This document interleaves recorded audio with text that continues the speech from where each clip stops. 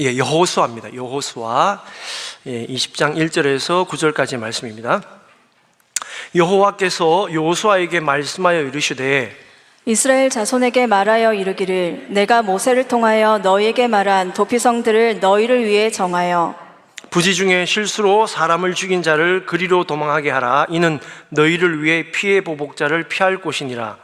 이 성읍들 중에 하나에 도피하는 자는 그 성읍에 들어가는 문 어귀에 서서 그 성읍의 장로들의 귀에 자기의 사건을 말할 것이요 그들은 그를 성읍에 받아들여 한 곳을 주어 자기들 중에 거주하게 하고 피해 보복자가 그의 뒤를 따라온다 할지라도 그들은 그 살인자를 그의 손에 내주지 말지니 이는 본래 미워함이 없이 부지 중에 그의 이웃을 죽였음이라. 그 살인자는 회중 앞에 서서 재판을 받기까지 또는 그 당시 대제사장이 죽기까지 그 성읍에 거주하다가 그 후에 그 살인자는 그 성읍 곧 자기가 도망하여 나온 자기 성읍 자기 집으로 돌아갈지니라 하라 하시니라. 이에 그들이 납달리의 산지 갈릴리 게데스와 에브라임 산지의 세겜과 유다 산지의 기럇 아르바곳 헤브론과 여리고 동쪽 요단 저쪽 르우벤 지파 중에서 평지 광야의 베셀과 갓 지파 중에서 길르앗 라못과 므낫세 지파 중에서 바산 골란을 구별하였으니 이는 곧 이스라엘 모든 자손과 그들 중에 거류하는 거류민을 위하여 선정된 성읍들로서 누구든지 부지 중에 살인한 자가 그리로 도망하여 그가 회중 앞에 설 때까지 피해 보복자의 손에 죽지 아니하게 하기 위함이라. 아멘. 사랑하는 여러분, 추수감사절을 이제 준비하고 또 우리가 말씀을 듣고 또 신앙생활하면서 부디 바라기는 오늘 담임 목사님 낮에 말씀하셨다시피 여러분에게 하나님의 큰 은혜가 풍성하게 임하는 가을이 되시길 축원드립니다. 우리 하나님은 풍성한 은혜를 주시기를 원해요. 하나님의 마음은 그렇습니다. 근데 이제 우리가 속이 좀 좁죠. 믿음이 좁아서 잘 못 폈습니다. 성경에는 내 입을 크게 열라 그러는데 자꾸 입을 좁힙니다. 위축됩니다. 근데 하나님은 풍성히 채워주시려고 하신다라는 걸 기억하시기 바랍니다. 어느 아이가 10,000원을 가지고 있었어요. 10,000원을 가지고 있어가지고 선생님이 이제 질문합니다. 야, 네가 10,000원이 있어. 너 아빠가 10,000원을 더 줬어. 그럼 너 얼마 가지고 있니? 정답은? 네. 근데 그 아이는 뭐라고 하냐? 10,000원이요. 이렇게 얘기합니다. 선생님이 아니. 네가 지금 10,000원 가지고 있잖아. 그러니까 아빠가 네한테 10,000원을 더 주면 얼마? 네, 10,000원이라 그런 거예요. 그래서 선생님이 아니 얘가 모를 애가 아닌데 산수를 못할 애가 아닌데 이렇게 자꾸 야 그래도 답이 아닌데 물어보니까 이 애가 하는 얘기가 뭐냐면 선생님이 우리 아버지를 몰라서 그러셔요.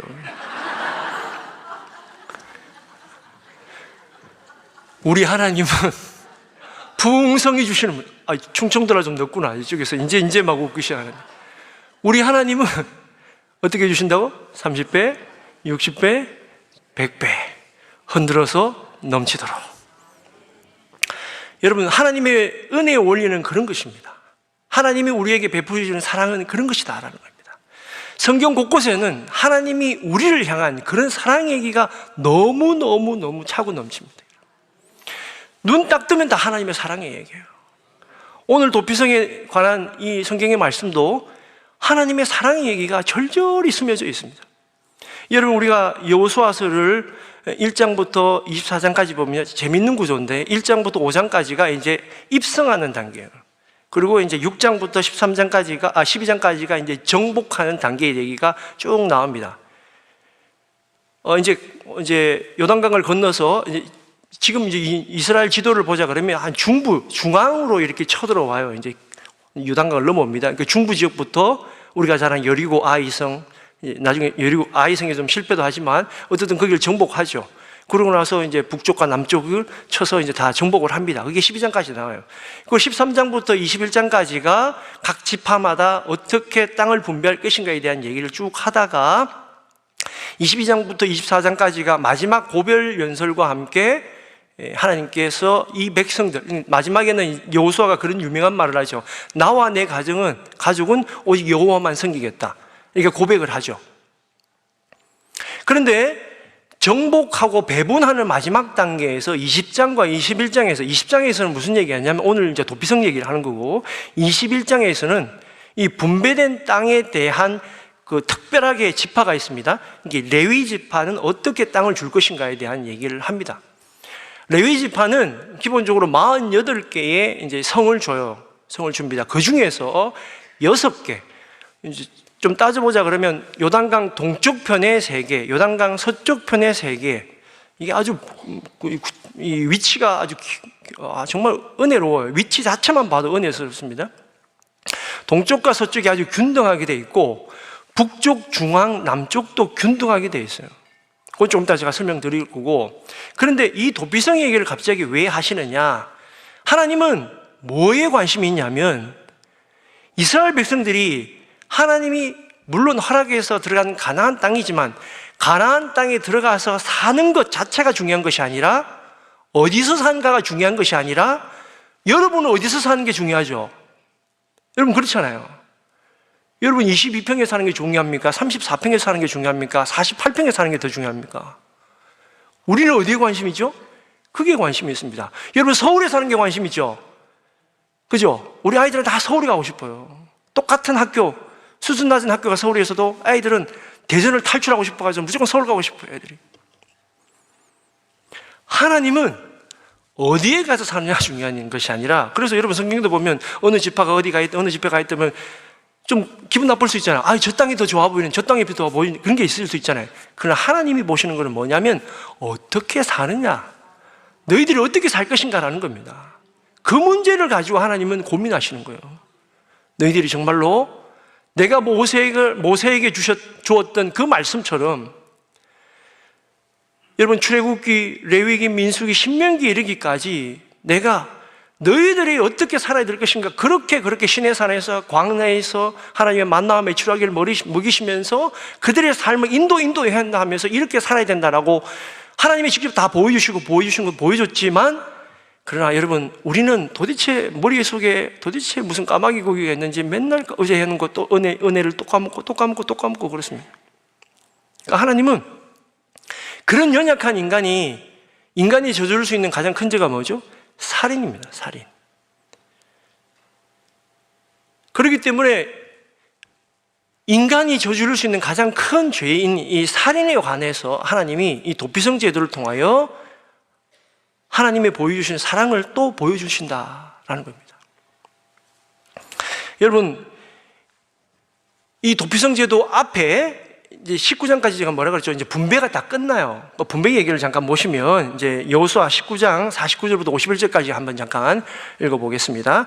이스라엘 자손이 그들의 경계를 따라서 기업의 땅 나누기를 마치고 자기들 중에서 눈의 아들 여호수아에게 기업을 주었으니 곧 여호와의 명령대로 여호수아가 요구한 성읍 에브라임 산지 딥나세라를 주매 여호수아가 그 성읍을 건설하고 거기 거주하였더라. 제사장 엘라살과 눈의 아들 여호수아와 이스라엘 자손의 지파의 족장들이 실로에 있는 회막문 여호와 앞에서 제비 뽑아 나눈 기업이 이러하니라. 이에 땅 나누는 일을 마쳤더라 라고 얘기되겠습니다.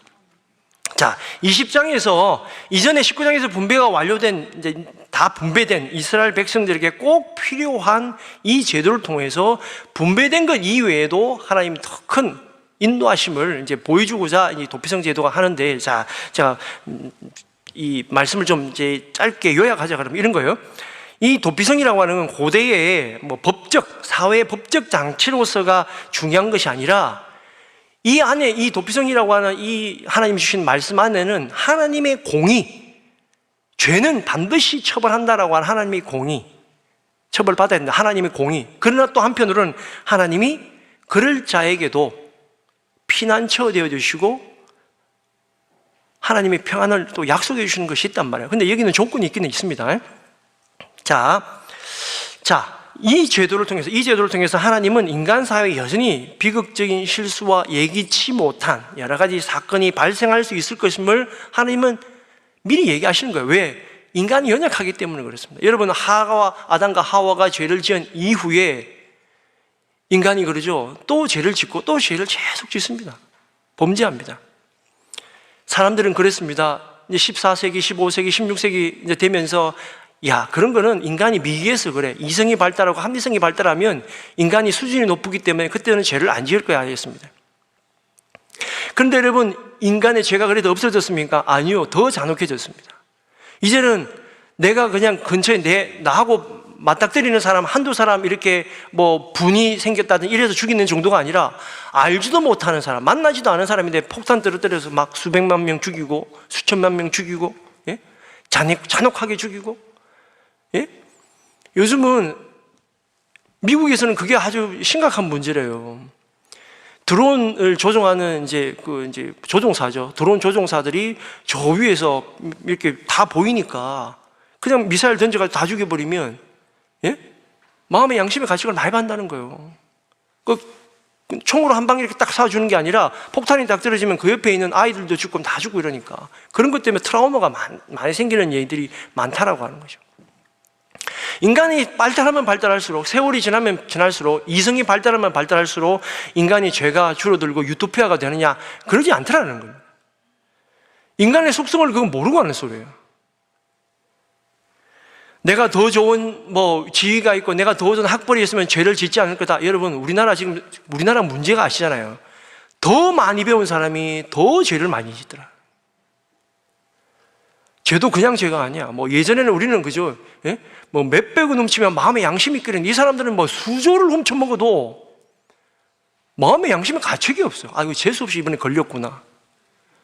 정권 바뀌면 괜찮겠지. 누구한테 아부하면 괜찮겠지. 이게 한두 해도 아니고 매번 반복되니까 고통당하는 백성들만 고통당하는 겁니다.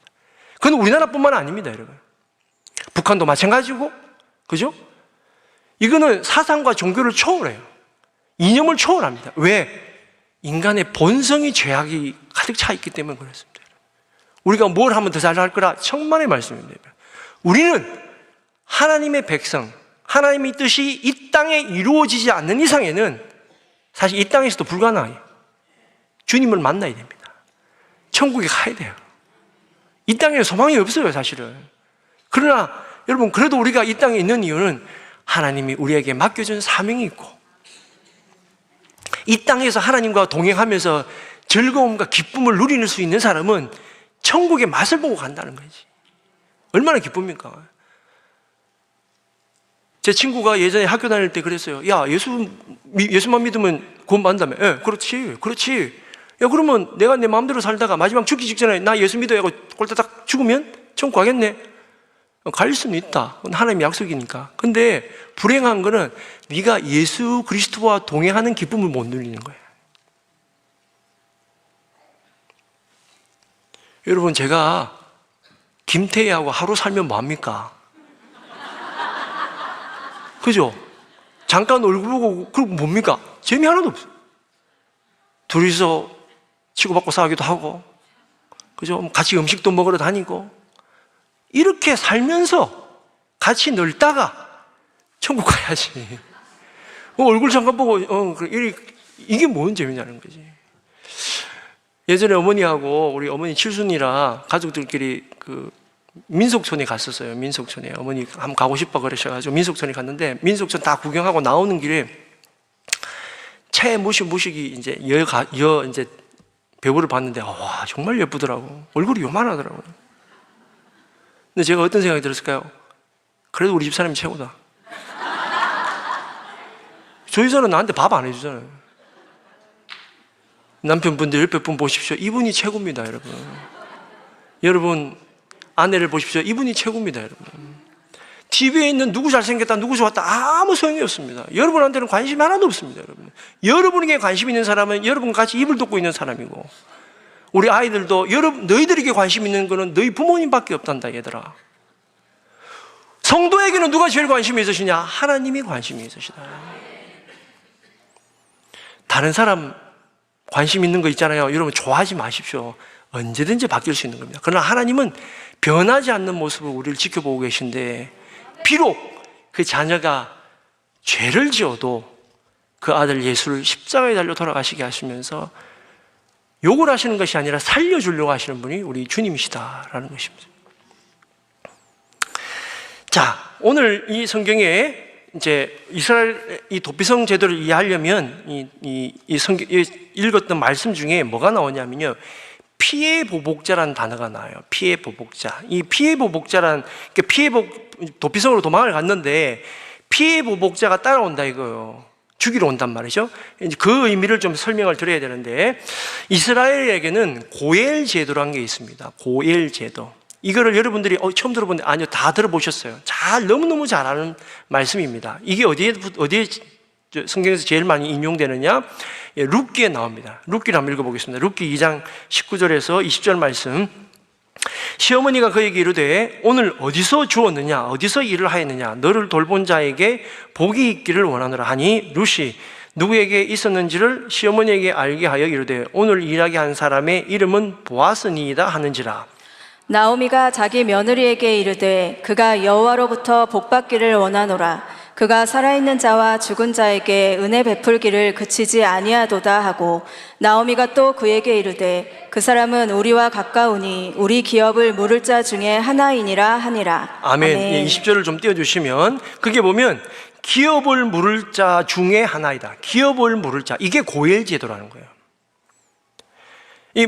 이제 정확하게 이제 레위기를 다시 한번 읽어보겠습니다. 레위기 25장 25절 말씀, 똑같은 말씀이긴 한데 한번 읽어보겠습니다. 시작. 만일 내 형제가 가난하여 그의 기업 중에서 얼마를 팔았으면 그에게 가까운 기업 물을 자가 와서 그의 형제가 판 것을 물을 것이요. 아멘. 이 고엘 제도는 기본적으로 가난한 친족을 돕는 경제적인 역할이 주요한 요소입니다. 그런데 어려움을 해소시켜준다는 의미에서 이 피해 보복자가 또 고엘 제도와 똑같은 제도예요. 뭐냐? 살인을 당한 우리 가족 입장에서 보자 그러면, 그죠? 예를 들어서 내 동생 부부가 있었어요. 내 동생 부부가 있었는데 그 남동생이 살인을 당했단 말이에요. 어떤 모양이든지 당했어요. 그러면 나는 내 재수 씨를 도와줘야 되잖아요. 그러면 내 살인을 했던 그 사람을 쫓아가서 죽이든지 뭘 해야 되는 거예요. 그게 고엘 제도인 겁니다. 그래서 어떤 사람이 사람을 실수로 죽였단 말이에요. 죽이면 그 사람이 도망을 가서 도피성으로 가요. 그러면 그 피해 보복자가 자기 가족들을 대신에 찾아가서 그 보복을 하는 거예요. 이게 고엘 제도입니다. 근데 이거는 율법에 정해진 제도입니다. 반드시 해야 되는 거예요. 거의 준해야 되는 겁니다. 경제적으로 어려운 이웃, 내 친족을 돕듯이 억울한 일을 당했다라고 보는 내 가족을 돕는 것이 고엘 제도이기 때문에, 사실은 율법 제도이기 때문에 반드시 행할 수밖에 없는 제도이기도 합니다. 그런데 이 고엘 제도는 성경의 오늘 말씀에는 뭐냐? 그러나 이런 경우가 있죠. 부지 중에 고의적이지 않은 경우. 자, 우리 3절을 같이 한번 읽어보겠습니다. 3절. 오늘 본문 3절 여호수아 20장 3절 말씀 같이 한번 읽어보겠습니다. 시작. 부지 중에 실수로 사람을 죽인 자를 그리로 도망하게 하라. 이는 너희를 위해 피해 보복자를 피할 곳이니라. 아멘. 아멘. 예, 부지 중에 실수로 죽인 자. 여러분, 때로는 우리가 이 도피성을 얘기하면 무조건 내가 잘못했는데 무조건 도피하면 하나님이 다 용서해 주신다, 그렇게 생각하는데 전혀 아닙니다. 도피성 제도는 기본적으로 뭐냐면, 보복자가 즉흥적으로 혹은 즉시 보복, 때로는 그거보다 과하게 보복하는 걸 막기 위한 조치이지 죄가 용서되는 건 아니에요. 우리가 예수 그리스도로 말미암아, 십자가에 달린 예수님으로 말미암아 내가 구원을 받았지만 우리의 죄가 우리로부터 주님이 가려주시고 막아주시는 것뿐이지 내 죄가 없어지는 건 아닙니다. 거기에 대해서는 반드시 심판을 받습니다, 여러분. 그걸 기억하셔야 돼요. 주님이 덮어주시는 거라니까. 내가 예수님을 떠나보내고 내가 예수님을 믿지 않으면 언제든지 그 죄는 다시 올라옵니다. 그걸 기억하셔야 돼요. 여기에는 인간의 두 가지 연약한 점을 하나님이 고려하시기 때문에 이 제도를 만드셨습니다. 첫 번째는 뭐냐? 인간은 실수하는 존재이기 때문에 의도치 않게 살인을 할 가능성이 많다. 살인뿐만 아니라 이건 아주 극단적인 상황이고 실수할 일이 많다 말이죠. 그래서 내가 의도는 아니지만 때로는 내가 말을 실수할 수도 있고, 그죠? 또 내가 의도는 아니지만 어떤 잘못으로 인해서 남이 피해 볼 수도 있죠.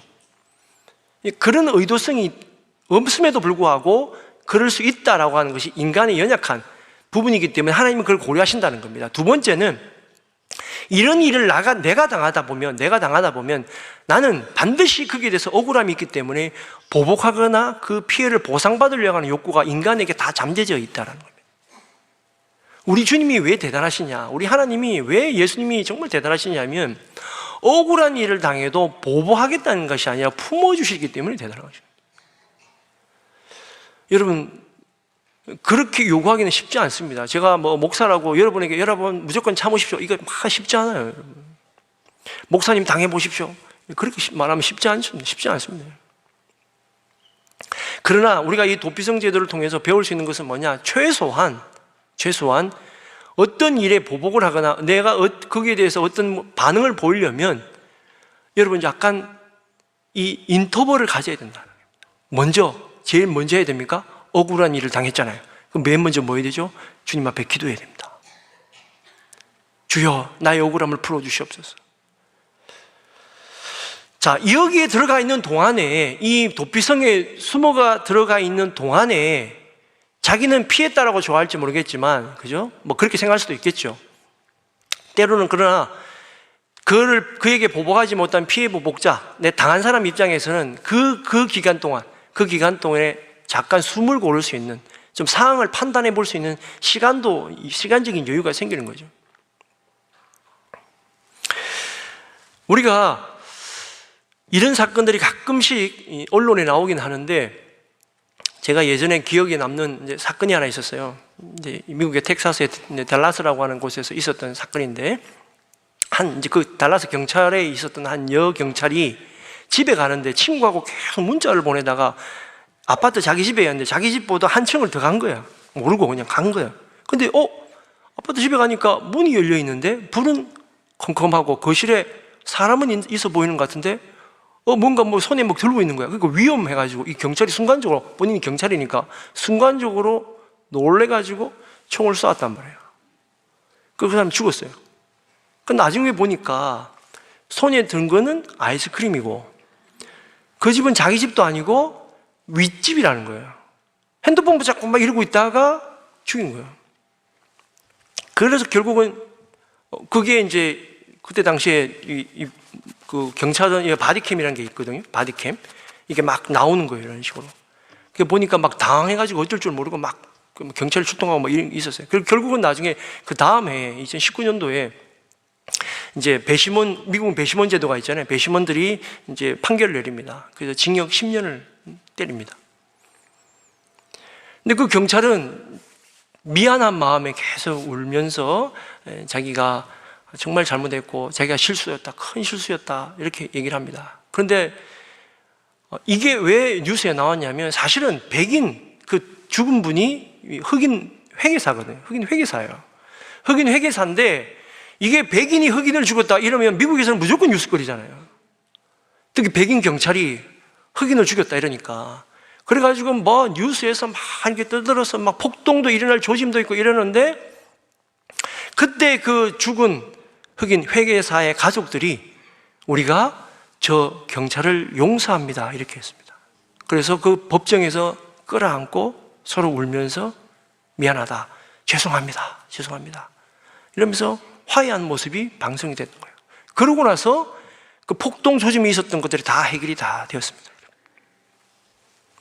그러나 여러분 개인적으로 보자 그러면 그 가족들이 얼마나 억울했겠어요. 뜬금없이 집에 와서 쉬고 있는 자기 남편, 자기 아버지가 총에 맞아 죽었으니 얼마나 억울하겠냐는 거예요. 그러나 그에는 고의가 있었다 없었다? 고의가 없었잖아요. 그러니까 당한 가족들이 그 피의자, 그 가해자의 마음이나 또 상황을 알고 있었기 때문에 용서해 줄 수 있었다라는 거예요. 그 시간을 1년 동안 서로 보면서 알 수 있었다라는 겁니다. 자, 이 도피성은 그냥 용서가 아니에요. 그냥 죄를 용서해 주는 게 아니다라는 겁니다. 여기에는 단계가 있어요. 첫 번째, 자 일단은 도피성은요 하나님이 얼마나 세심하게 계획을 세워 놓으셨냐면 도피성은 여러분 기본적으로 이스라엘 어느 지역에 있었든 이스라엘이 지금 12지파에게 나눠준 땅 어느 곳에 있었든 약 거리가 50km 내에 다 있습니다. 50km 내에. 50km면 여러분 조금 우리가 빠른 걸음으로 하면 한 시간에 5km를 걸을 수 있거든요.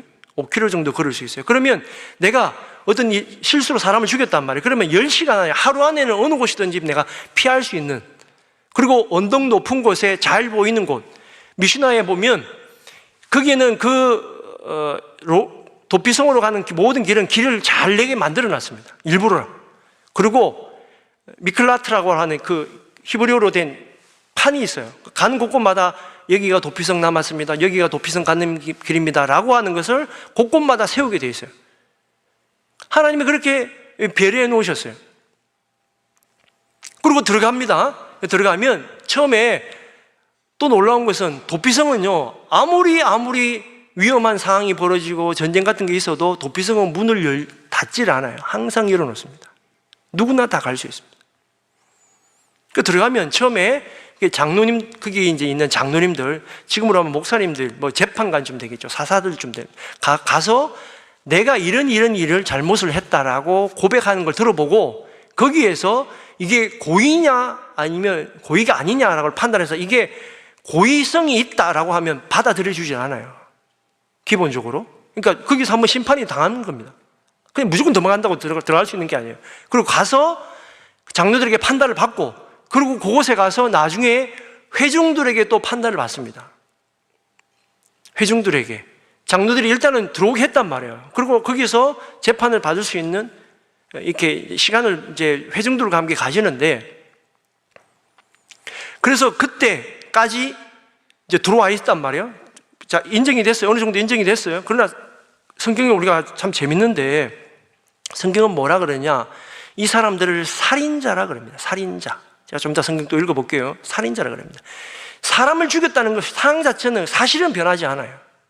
변하지 않지만, 그러나 또 이게 사실은 도피성에 가 있지만, 거기 그 당시 내가 들어갔을 때 이제 예루살렘에 있는 그 성막을 지키고 있는 대제사장이, 그 대제사장이 죽을 때까지는 그 도피성에서 나오지를 못해요. 그러니까 쉽게 말하면 이게 유배가 되는 거지. 유배가.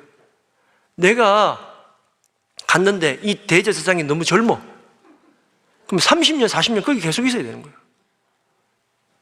그리고 절대로 돈 많다고 돈을 줘서 못 나옵니다. 속전으로 나오지를 못해요. 그곳에서 반드시 있으면서 그 대제사장이 죽을 때까지 있습니다. 그리고 혹시 죽고 나서 돌아가잖아요. 돌아가도 거기에 있는 자기 고향에 있는 사람들에게 또 판단을 또 받아야 됩니다. 이게 지금으로 하면 삼심제 비슷하게 되는 거죠. 그만큼 사실은 엄격하게 하나님이 사람들의 죄에 대해서 용서를 해주되 고의성이 아니어야 된다. 그리고 사람들에게 판단을 받아야 된다라고 하는, 그러니까 급하게 보복하는 것에 대해서 금지시키는 그런 제도다라는 겁니다. 자, 그런데 이 도피성 제도를 통해서 제가 오늘 설교 말씀의 주제는 뭐냐면, 이런 제도가 있다, 이걸 소개시키려고 여러분에게 이 말씀을 전하는 게 아닙니다. 여러분, 성경은 구약은 오실 예수님, 구약은 오실 예수님, 신약도 이제 오셨는데 앞으로 오실 예수님, 그죠? 그분의 얘기입니다. 그러니까 예수 그리스도에 대한 얘기인 거예요. 우리는 성경을 보면서 예수님을 볼 수 있어야 됩니다. 여러분, 성경에서 예수님을 못 보고 자꾸 다른 걸 보려고 그래요. 신앙생활에서는 주님을 발견해야 됩니다. 예수님을 발견해요. 아니니까 자꾸 저 사람이 예수 같고 저 사람이 예수 같고 저 사람이 메시아 같고, 그러니까 내 자식이 메시아인가, 내 자식이 그거 해줄란가, 내 뭐 돈 있는 사람이, 내 권력 주는 사람이 해줄, 그게 자꾸 기웃거리는데, 그러다 보면 영혼을 빼앗겨 버립니다. 자, 첫 번째, 그러면 하나님이 우리에게 주시는 거는, 도피성은 징계의 목적이 아니라 미워함이나 악의를 가지지 말고 하나님이 용서해 주시는 것만큼 스스로를 되돌아보고 또 스스로의 다른 이에게도 도피성으로 피신하며 산다, 이것이 아니라 그렇게 하지 마라라고 하는 것을 보여주기 위함인데, 첫 번째는 이 말씀을 좀 이렇게 생각했으면 좋겠습니다. 가장 중요한 것은 뭐냐? 첫 번째, 생명은 생명으로 속전이 됩니다. 자, 도피성이 피한 살인자는 일단 재판을 통해서 부지 중에 살인자로 인정이 되면 그 당시 대제사장이 죽을 때까지 그 성읍에 거주해야 된다 그랬죠. 히브리서나 다른 성경에 뭐라 그러죠? 우리 대제사장은 누구시라고요?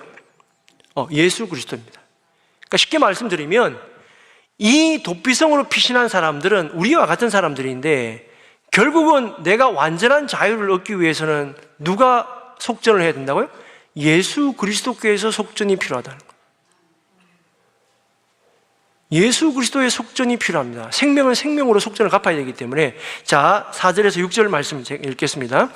이 성읍들 중에 하나에 도피하는 자는 그 성읍에 들어가서는 문 어귀에 서서 그 성읍의 장로들의 귀에 자기의 사건을 말할 것이요, 그들은 그를 성읍에 받아들여 한 곳을 주어 자기들 중에 거주하게 하고, 피해 보복자가 그의 뒤를 따라온다 할지라도 그들은 그 살인자를 그의 손에 내주지 말지니 이는 본래 미워함이 없이 부지중에 그의 이웃을 죽였음이라. 그 살인자는 회중 앞에 서서 재판을 받기까지 또는 그 당시 대제사장이 죽기까지 그 성읍에 거주하다가 그 후에 그 살인자는 그 성읍 곧 자기가 도망하여 나온 자기 성읍 자기 집으로 돌아갈지니라 하라 하시니라. 아멘. 자, 여러분 그걸 잘 보셔야 돼요. 5절에 보면 중간에 뭐라고 되어 있냐면, 피해 보복자가 그의 뒤를 따라온다 할지라도 그들은 그 살인자라고 성경은 분명히 그렇게 됩니다. 그 살인자라는 거예요. 그 다음에 6절에도 보면요, 6절에도 보면 그 살인자는 회중 앞에 있어서 재판을 받을 때까지 그 당시 대제사장이 죽기까지 그 성읍에 거주하다가 그 후에 그 살인자는 그 성읍 곧 자기가 도망하여 나온 자기 성읍 자기 집으로 돌아갈지니라. 여러분, 제가 다시 말씀드리지만, 내가 예수 그리스도를 믿어서 구원을 받고 예수님께서 우리의 죄를 용서해 주셨지만 우리는 죄의 흔적을 아직도 가지고 있는 사람임을 잊지 말아야 됩니다, 여러분. 나는 용서받았기 때문에 교만할 자유는 우리에게는 없습니다, 여러분. 나는 그 살인자입니다. 왜 그런 줄 아세요? 거기 보면 그렇게 되어 있어요. 5절 말씀 뒤쪽에 이렇게 되어 있어요. 이는 본래 미워함이 없이 부지중에 그의 이웃을 죽였습니다. 그러니까 살인에 있어서 고의와 또 고의가 아님의 중요한 기준이 뭐라고요? 미워함이 없어야 된다는 겁니다. 그런데 주님이 그러시죠.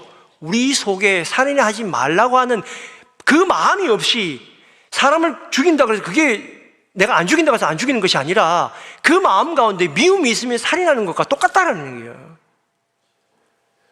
우리 속에 지금 우리가 죄를 지어서 소위 말해서 재판을 받아서 감옥에 가지 않지만 우리 속에 누구를 향하여 대한 미움이라든지 누구에 대한 증오심을 가지고 있다면 여러분, 우리는 빨리 도피성으로 피해야 됩니다. 도피성으로 피해도 쉽지 않습니다. 우리 속에 미워함이 없어야 돼요.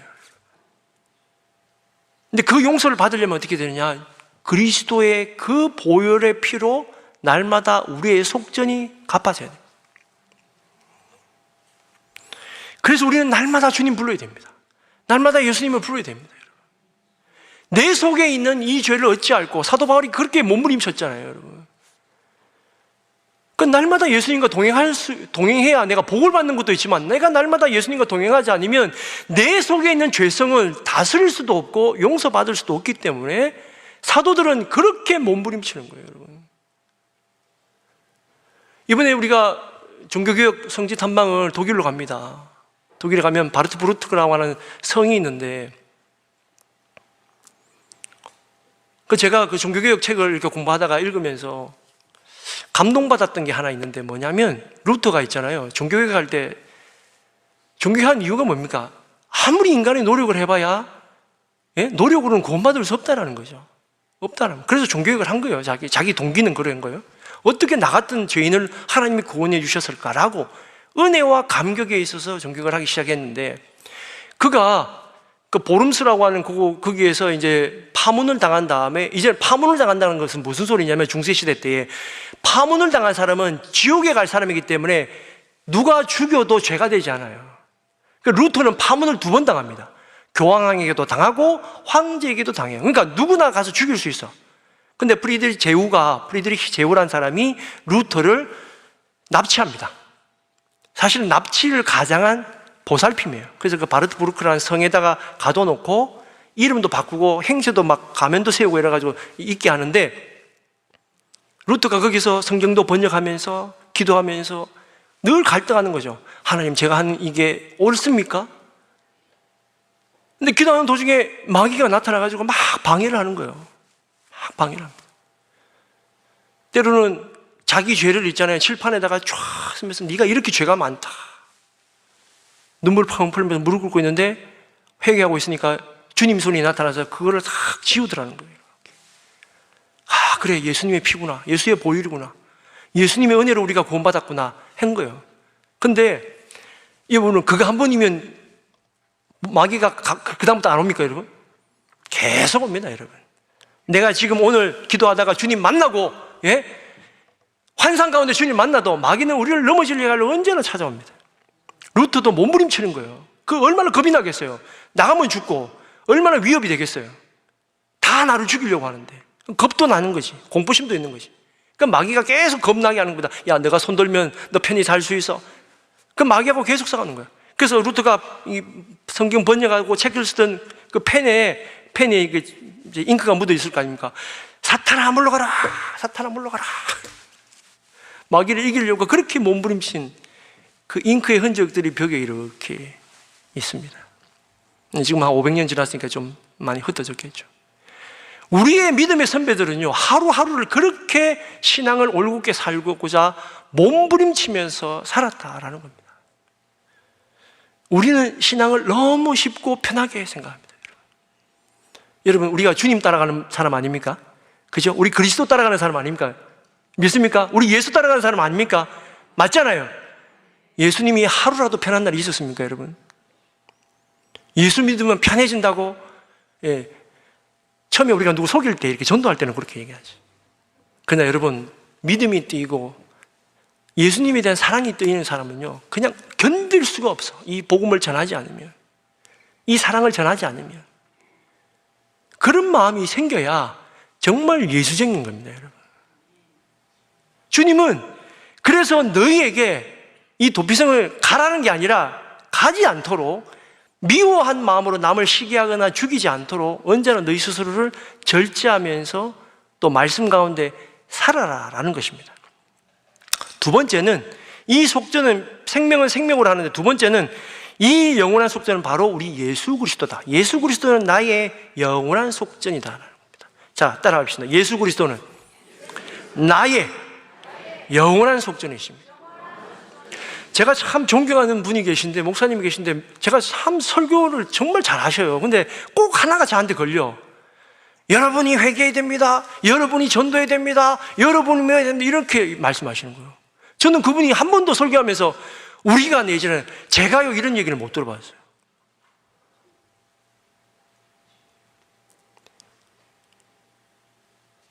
아니, 이게 다른 교회 얘기가 아니고, 제가 예전에 세례교육을 하는데 진짜 우리 교회에서 그랬어요. 어느 이제 며느님이 시어머니를 이제 전도를 했는데, 시어머니가 마지막 세례 이제 우리 그 장로교에서 세례 학습 문답이라는 게 있거든. 학습 문답하고 뭐 그다음에 세례가 하는데, 이제 목사님이 훈련 다 시킨 다음에 이제 목사님 마지막 점검하는 거예요. 이제 자 사랑하는 우리 어머니 할머니의 죄는 누가 용서해 누가 죄를 지어서 우리 예수님이 돌아가셨나요? 이렇게 얘기하니까 그 할머니가 그러는 거예요. 제가 같이 세례 받은 분이에요. 저하고. 우리 며느리 죄 때문에 죽었어요. 우리 며느리가 맨날 그러자고, 하나님 제 용서를, 아버지 제 용서를 용서해 주시고 이러니까 이제 며느리가 그러거든. 약간 좀 이렇게 심한 기도 있으시고 그러시지만, 그냥 그 마음은 이해가 되죠. 마음은 되지. 여러분, 나의 영원한 속전 되신 주님, 우리가 이렇게 큰 교회 있고 보다 보면요, 우리가 공동체에 그냥 내 몸을 맡길 경우가 있어요. 물론 그게 필요할 때도 있지만, 여러분, 우리는 늘 언제나 예배나 기도 가운데에서 내가 주님을 만나야 됩니다. 말씀드리지만 우리 교회가 뭐 기도 많이 하고 이러니까 나도 마치 기도 많이 하는 거지, 천만의 말씀입니다. 우리 교회가 성경 있잖아요, 뭐 일독하고 뭐 필사하고 뭐 이러니까 내가 많이 읽는 것 같지만, 여러분 스스로 되돌아봐 보십시오, 여러분.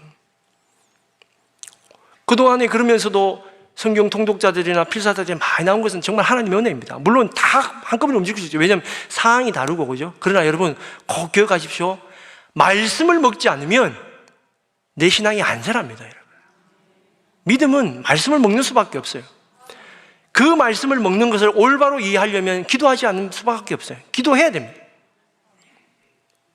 자, 세 번째는, 자, 그 영원한 속전 되신 예수 그리스도는 모두에게 열린 피난처인 예수 그리스도시다. 그래서 그의 품으로 가야 된다라는 겁니다. 자, 9절 말씀 같이 읽습니다. 9절 말씀 같이 읽습니다. 시작. 이는 곧 이스라엘 모든 자손과 그들 중에 거류하는 거류민을 위하여 선정된 성읍들로서 누구든지 부지 중에 살인한 자가 그리로 도망하여 그가 회중 앞에 설 때까지 피해 보복자의 손에 죽지 아니하게 하기 위함이라. 아멘. 아멘. 자, 9절 말씀에 이렇게 되어 있죠. 이는 곧 이스라엘 모든 자손과 또 그들 중에 거류하는 거류민을 위하여 선정된 성읍들로서 누구든지 부지 중에 살인자가 그리로 도망하여 그의 회중 앞에 설 때까지, 회중 앞에 설 때까지, 회중 앞에서 다시 판단받을 때까지 이제 유예가 되는 건데, 앞에 뭐라고 되어 있죠? 그들 중에 거류하는 거류민들까지도. 여러분, 이것은 그리스도 안에서 유대인이나 헬라인이나 신분과 지위를 막론하고 누구든지 모든 인류가 죄사함과 구원의 은총을 동일하게 받을 수 있다라는 것을 구약에 심어주셨는데 유대인들은 이걸 잊어버렸죠. 잊어버렸습니다. 구원의 모든 문은 모든 이에게 활짝 열려 있습니다. 사랑하는 여러분, 이 도피성을 통하여 우리는 누구든지 어디로 피해야 될지를 분명하게 우리가 복음을 통해서 제시해 줄 수 있어야 됩니다. 내 사랑하는 사람이 구원받기로 하려면 얘야, 거기에 기울이면 안 돼, 저기 기울이면 안 돼, 분명히 알려줘야 됩니다. 우리 한빛교회 전도부 이제 인원도 많이 늘고, 그죠? 올해 예길산 하면서 우리가 전도부 예산을 좀 늘렸습니다. 전도 하시는 분들이 많으니까. 근데 교회들마다 전도 안 합니다. 전도 안 해요. 왜? 이단같이 보이기도 싫고, 여러분 그걸 아셔야 돼요. 그게 마귀의 작전이거든. 희석시켜가면서 우리는 세상이 어떠하고 시대가 어떠하고 할지라도 너희는 이 세대를 본받지 말고 원래 주님이 우리에게 말씀하신 가라, 전하라, 예? 가르치라, 땅끝까지 가라, 그 말씀대로 살아야 될 줄을 믿습니다. 우리는 말씀대로 사는 사람이죠. 상황과 환경에 따라 우리의 믿음을 좌지우지하면 안 된다는 것입니다. 여러분, 이 복음이 있잖아요. 이 복음, 하나님이 나를 사랑하시고 나에게 생명과 구원의 길로 인도해 주신 이 복음의 길, 이 길, 여러분 혼자만 믿으시렵니까? 이 추수감사절을 여러분 혼자만 믿으시렵니까? 오래 가기 전에 내가 주님 앞으로 이끌어야 될 사람을 분명히 한 사람 정하시고, 두 사람 정하시고, 세 사람 정하시고, 갈수록 부담이 되니까 아멘 없으시고. 여러분, 제가 주님 만나기 전에 가장 부끄러운 짓이 뭐냐? 하나님, 제가 몇 명 구원했습니까? 제가 몇 명 예수 그리스도 나의 피난처시고 나의 안식처시고 하는데 여기로 데려갔을까요? 전도했을까요? 부끄러울 것 같아요, 저는.